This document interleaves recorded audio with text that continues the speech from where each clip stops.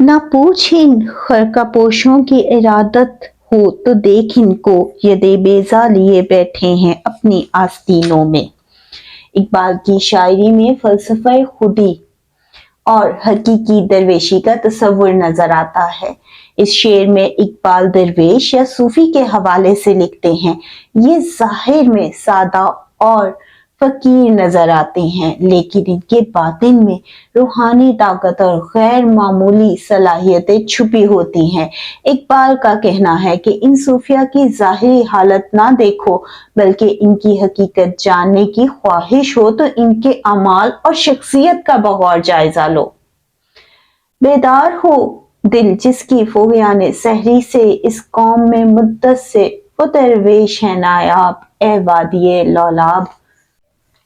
यद बेजा का इशारा हजरत मूसा अलैहिस्सलाम के मौजज़े की तरफ है, जहां इनका हाथ रोशन और चमकता हुआ जाहिर हुआ था।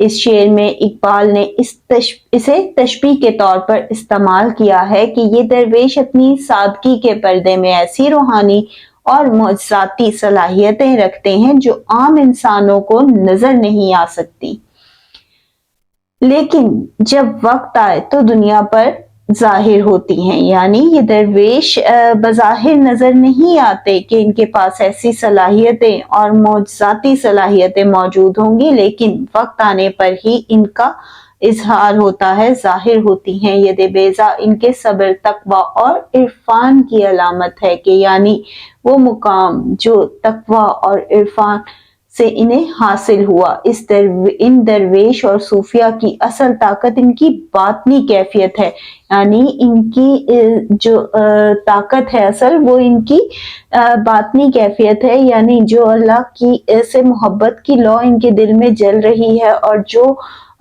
मुकाम इन्हें हासिल हुआ है उस पर इनका इन्हिसार है इनकी ताकत का।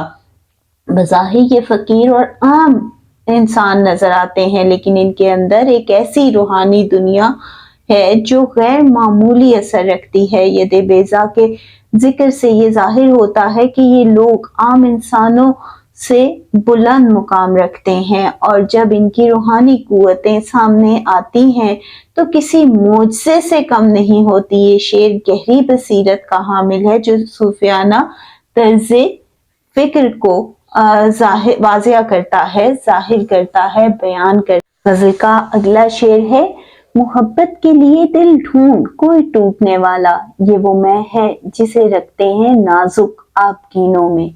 इस शेर में इकबाल ने मोहब्बत की नज़ाकत और लताफत को खूबसूरत अंदाज में बयान किया है।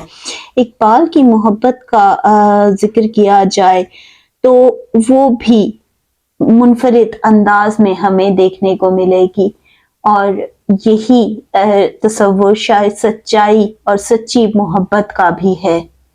इकबाल का कहना है कि मोहब्बत एक ऐसी कैफियत है जो इंतहाई नाजुक और हसास दिल में ही जगह लेती है। मोहब्बत के लिए वो दिल मौजू है जो टूटने वाला हो, यानी ऐसा दिल जो जज्बाती तौर पर हसास, दर्द को समझने वाला और कुर्बानी देने की सलाहियत रखता हो। कानूनी कुदरत है ना कि जब जमीन भी टूटती है तो तब उसमें से कोई भी बीज निकलता है, बाहर आता है।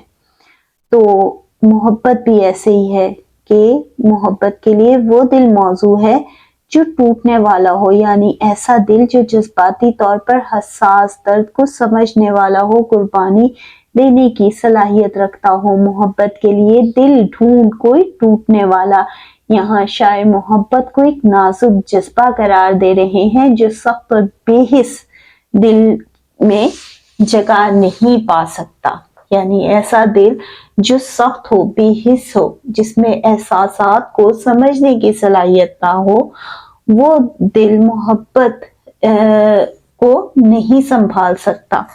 मैंने शुरू में कहा ना कि यही शायद सच्ची मोहब्बत का तस्वुर भी है जो हमें सिर्फ अभी तक इकबाल में देखने को मिला। सिर्फ वही दिल मोहब्बत की गहराइयों को समझ सकता है जो नर्म हो और जिसमें गम, एहसास और खुशी के जज्बात को समझने की सलाहियत हो। टूटने वाला दिल एक इस्तारा है, नुमाया हो के दिखला दे कभी उनको जमाल अपना, बहुत मुद्दत से चर्चे हैं तेरे बारीक बीनों में। इकबाल के इस शेर को हम दो हवालों से देखेंगे, इश्क मजाजी और इश्क हकीकी। इकबाल के इस शेर को अगर इश्क मजाजी के तस्वुर में देखा जाए तो इकबाल अपने महबूब से मुखातिब हैं और अपने महबूब से गुजारिश कर रहे हैं कि वो अपनी खूबसूरती को जाहिर कर दे, क्योंकि लोग उसके जमाल के बारे में सुन तो चुके हैं और महबूब के हुस्न के फसाने सुनाने वाले खुद इकबाल भी हो सकते हैं, लेकिन ये हकीकत सब पर जाहिर हो जानी चाहिए कि उनका महबूब है ही इस कदर हसीन। ये महज किस्सा या फसाना नहीं है, आप अपने महबूब से मुखातिब होते हुए कहते हैं कि वो अपना हुस्न जाहिर कर दे। इकबाल इस हकीकत का जिक्र कर रहे हैं कि बहुत अरसे से लोग, खास तौर पर वो लोग जो बारीक बीनी से चीजों को देखते हैं, महबूब की खूबसूरती के किस्से सुन रहे हैं। ये चर्चे महबूब पाल खुद खूबसूरती के इजहार और हकीकत को पर्दों से निकालकर सबके सामने लाने की ख्वाहिश कर रहे हैं।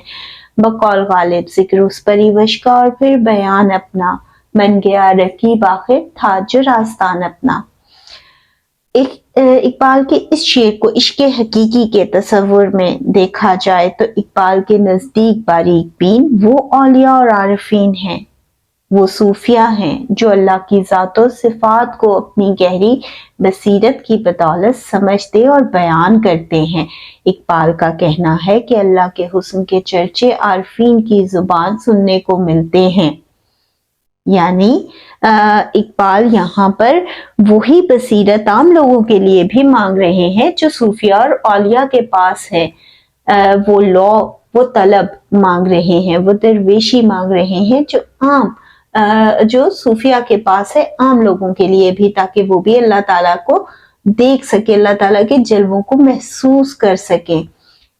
लेकिन अब एक तस्वुर ये भी सामने आता है, लेकिन अब एक सच्चे आशिक की तरह ख्वाहिश है कि मौत आ जाए, क्योंकि अल्लाह ताला का वादा है कि सच्चे मोमिन को रोजे कयामत जन्नत में अल्लाह ताला का दीदार नसीब होगा। इसलिए आप ये भी ख्याल हो सकता है कि वो मौत की ख्वाहिश कर रहे हैं ताकि अल्लाह ताला का दीदार मिले, क्योंकि दुनिया की आंख में तो इतनी ताकत नहीं कि अल्लाह का दीदार कर सके। लेकिन इकबाल से अब मजीद इंतजार नहीं होता और वो अपने पाक रब महबूब हकीकी का दीदार चाहते हैं, जो एक सच्चे आशिक की सबसे बड़ी ख्वाहिश होती है।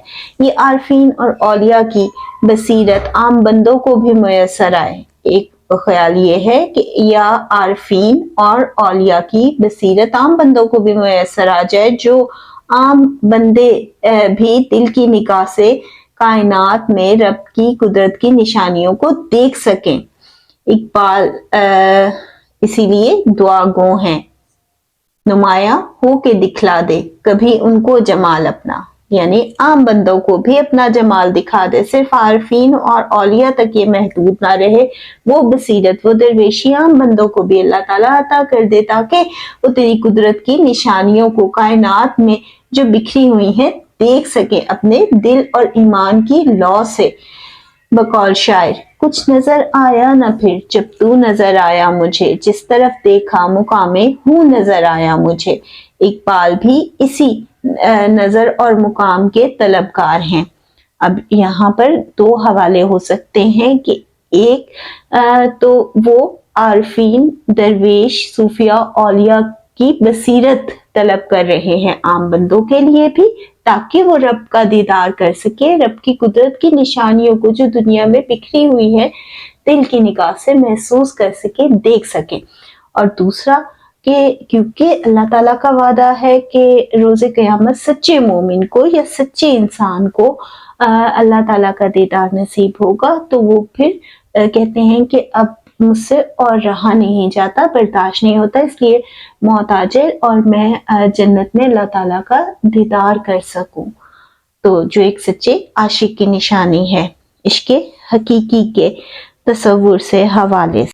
अगला शेर है, खामोश है दिल भरी महफिल में चिल्लाना नहीं अच्छा, अदब पहला करीना है मोहब्बत के करीनों में। यहाँ पर भी हमें एक सच्ची मोहब्बत का तस्वुर मिलता है कि जिससे मोहब्बत की जाए उसे बदनाम करना कोई अच्छी बात नहीं। अदब, एहतराम, इज्जत देना तो पहला मोहब्बत का करीना है। इस शेर में इकबाल ने मोहब्बत के आदाब और तहजीब के असूलों को बयान किया है। इकबाल दिल को मुखातिब करते हुए कहते हैं, यानी इससे ये भी जाहिर होता है कि उनके दिल में मोहब्बत तो मौजूद है, कि मोहब्बत में आदाब और एहतराम का मुकाम बहुत बुलंद है। यहाँ दिल को खामोश रहने की तलकीन की गई है, खास तौर पर ऐसी महफिल में जहाँ लोग मौजूद हों। ये बात जाहिर करती है कि मोहब्बत और जज्बात का इजहार बेवक्त नहीं होना चाहिए। खामोशी मोहब्बत की गहराई और वक़ार को इजहार करती है कि इकबाल के दिल में मोहब्बत की गहराई भी मौजूद है और एहतराम और वक़ार भी मौजूद है, मुकाम भी मौजूद है। इकबाल का कहना है कि मोहब्बत का पहला असूल अदब है। मोहब्बत चाहे इंसान से हो या खुदा से, एहतराम के बगैर मुकम्मल नहीं होती। यानी ये इश्क हकीकी के हवाले से भी बात कर रहे हैं और इश्क मिजाजी के हवाले से भी बात कर रहे हैं कि मोहब्बत चाहे इंसान से हो या खुदा से, एहतराम के बगैर मुकम्मल नहीं होती। अदब, आशिक के रवैये मोहब्बत के इजहार में बुनियादी सिफ्त है। पहला पहलू ये भी सामने आता है, एक पहलू ये भी सामने आता है कि मोहब्बत का पहला करीना सब्र और खामोशी है। एक पहलू ये भी सामने आता है कि मोहब्बत का पहला करीना सब्र और खामोशी है। ये रोना धोना जो हमें आम जो रिवायती शायरी है उसमें देखने को मिलता है। शिकवे शिकायत करना, चर्चे आम करना इकबाल के नजदीक मोहब्बत का सलीका नहीं, सच्ची मोहब्बत और गहरी मोहब्बत की पहचान नहीं। मोहब्बत की राह में मुश्किलात को बर्दाश्त करना ही मोहब्बत के आदाब के ऐन मुताबिक है। यानी इस बात का भी इकरार हमें देखने को मिल रहा है कि मोहब्बत की राह में मुश्किलात हैं और हमें उससे गुजरना पड़ता है, लेकिन खामोशी और सब्र के साथ। अगला शेर है, बुरा समझूं उन्हें मुझसे तो ऐसा हो नहीं सकता कि मैं तो खुद भी हूं। इकबाल अपने नुक्ता चीनों में यहाँ अब अपनी शायरी के हवाले से लिखते हैं। ये शेर खुद एहतसाबी दरगुजर और तनकीद को मस्बत अंदाज में लेने की अक्कासी करता है। यानी तनकीद को मस्बत लेना चाहिए क्योंकि इसी से आपकी शख्सियत में निखार आता है। और यही ख्याल, यही तसव्वुर, यही सोच इकबाल हमें दे रहे हैं, पेश कर रहे हैं, बयान कर रहे हैं। इकबाल अपनी शख्सियत के इस पहलू को नुमाया करते हुए कहते हैं, यानी उनकी शख्सियत का ये एक अहम पहलू है कि वो ना सिर्फ अपने खामियों को समझते हैं बल्कि अपने नुक्ता चीनी को भी कबूल करते हैं, क्योंकि ये रवैया शख्सियत और कलाम में मजीद निखार लाता है। इकबाल का कहना है कि वो खुद शनासी और खुद एहतसाबी की आला मिसाल है। यानी वो तो खुद शनासी करते हैं और अपना एहतसाब आप करते हैं। इकबाल का कहना है कि वो अपने नाक़दीन को बुरा नहीं समझते, वो लोग जो उनके ऊपर तनकीद करते हैं उन्हें बुरा नहीं समझते। इकबाल की ये सोच बुलंद ज़र्फ़ी और वसीउल नज़री को जाहिर करती है। वो जानते हैं कि तनकीद जिंदगी का हिस्सा है और मनफी अंदाज में लेने की बजाय मस्बत अंदाज में कबूल करना चाहिए। यही तसव्वुर, यही ख्याल हमें इस शेर में देखने को मिलता है। अब वो चाहे शख्सियत के हवाले से हो चाहे कलाम के हवाले से, इकबाल का कहना है कि वो तो खुद तनकीद करने वाले इंसान हैं खुद पर। वो अपनी खामियों को देखने और उन्हें सुधारने की सलाहियत रखते हैं। वो तो खुद अपना एहतसाब करते हैं। बच्चों, इस चैनल को ज़्यादा से ज़्यादा आप शेयर करें और सब्सक्राइब भी करें ताकि ये जो कोशिश है मज़ीद आगे बच्चों तक पहुंच सके। और अल्लाह ताला आपको बहुत कामयाबी दे, मेरी यही दुआ है। अल्लाह हाफिज़।